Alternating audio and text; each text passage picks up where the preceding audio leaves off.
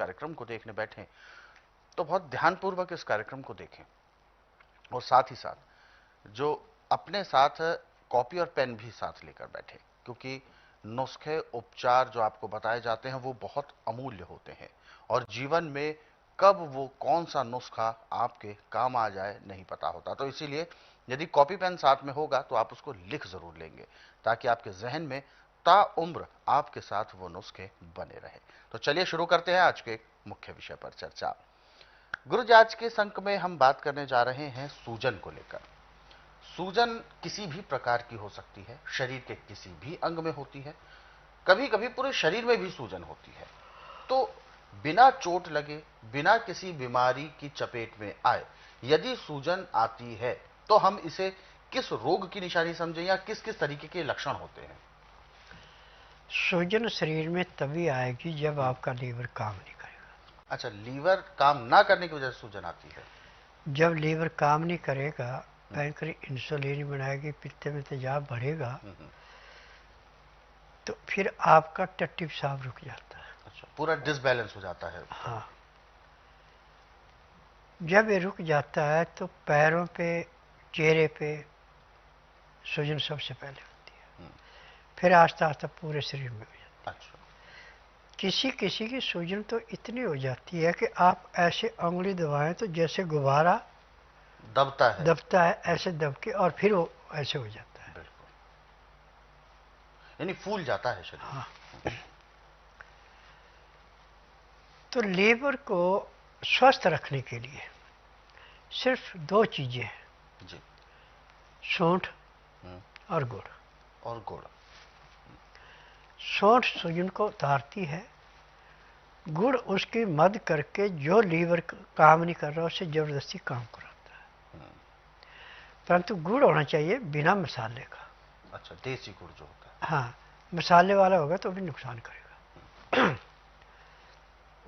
10 ग्राम सौंठ और 10 ग्राम गुड़ दोनों को लेके आप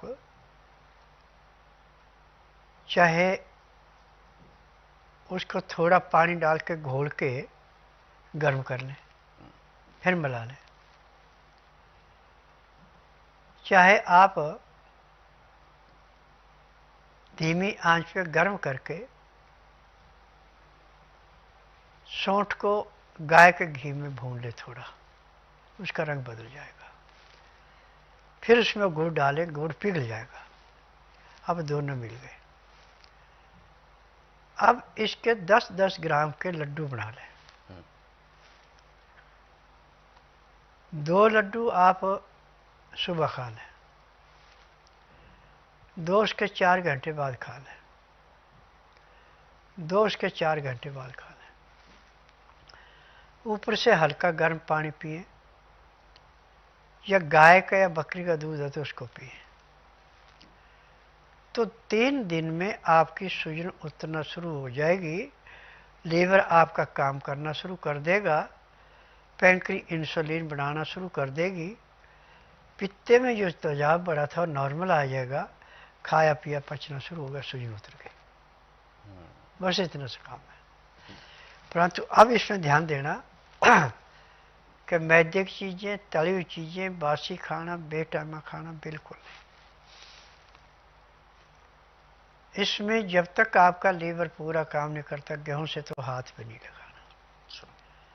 चना, सोयाबीन, मक्का, बाजरा, मूंग, मोठ, ये अनाज सब बराबर मात्रा में लें।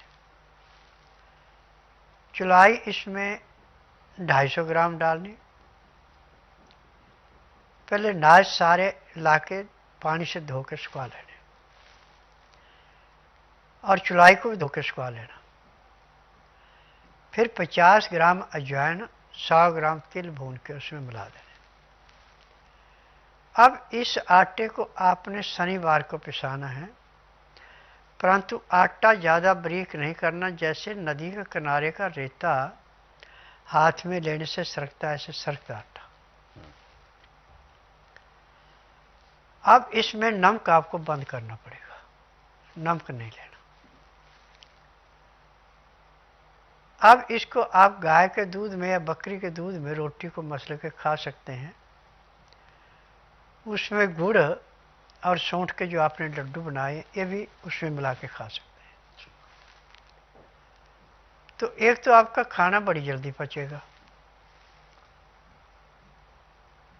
और जो आपकी सूजन थी ऐसे समाप्त होगी जैसे घनघोर घटा छाने पे तूफान आके बादल छट जाता है, बारिश नहीं होती, आसमान बिल्कुल निर्मल हो जाता है। ऐसे पाचन शक्ति पूरा काम करेगी, पैंक्री इंसुलिन बनाएगी, पित्ते में तेजाब नॉर्मल हो जाएगा और रोग समाप्त हो जाएगा। आज पूरे संसार के अंदर चाहे हम किसी भी संस्था में जाएं या तो आपसे पूछेंगे तकलीफ क्या है, फिर माँ बाप भाई बहन दादा दादी नाना नानी तक जाते हैं। परंतु मेरा एकमात्र आश्रम ऐसा है कि इसमें किसी रोगी से या उसके परिवार से नहीं पूछा जाता तकलीफ क्या है। इतना जरूर पूछा जाता है कितने डॉक्टरों का कर्जा दिया है, क्योंकि हम डॉक्टरों को दोष नहीं दे सकते। दोष है उन फार्मेसियों का जो दवाइयाँ बनाती है। जब दवाई में नुक्सा पूरा नहीं होता रोग कहाँ से कटेगा। अब मुझे 10,000 जड़ बूटियों की पहचान है जिनसे मैं दवाइयाँ बनाता हूँ। मेरी अपनी फार्मेसी दवाइयाँ बनाने के दवाइयाँ रजिस्टर्ड है, पेटेंट है, इनका साइड इफेक्ट कोई नहीं है।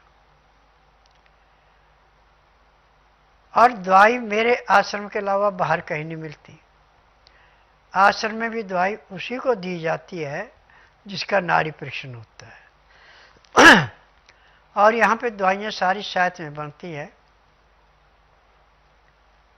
यहाँ पे चीनी का प्रयोग बिल्कुल नहीं किया जाता। चीनी का नाम यहाँ पे सफेद जार रखा है।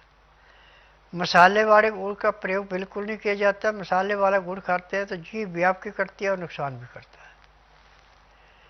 बिना मसाले का जो गुड़ है ये अमृत के समान है। सौंठ और बिना मसाले का गुड़ यदि आप 12 महीने खा रहे हैं तो मैं दावे से कह सकता हूं कि आपको किसी किस्म का रोग नहीं होगा। कैंसर को, किडनी को, हार्ट को, गठिए को, सोराइसिस को, ब्रेन हेमरेज को, नजले जुखाम को, सबको ये ऐसे समाप्त करता है जैसे कूड़े करकट की ढेर को माचिस की तिल्ली जला के समाप्त करती है। देखिए गुरुजी, मैं इसीलिए कुछ ऐसी चीजें भी जानना चाहूंगा, क्योंकि सूजन जो शरीर में होती है ये तो बिल्कुल ठीक है कि जब भी डिसबैलेंस हो जाता है बॉडी में जो भी प्रक्रियाएं हैं, लेकिन अगर उसमें दर्द उठता है तो उस दर्द के लिए भी क्या लीवर ही जिम्मेदार होता है? सारी जिम्मेदारी लीवर की है। अच्छा, और इन उपचारों से वो दर्द कितने समय में ठीक होता होगा? देखिए, जैसे किसी को गठिया हो गया, अच्छा, यदि हम सुबह शाम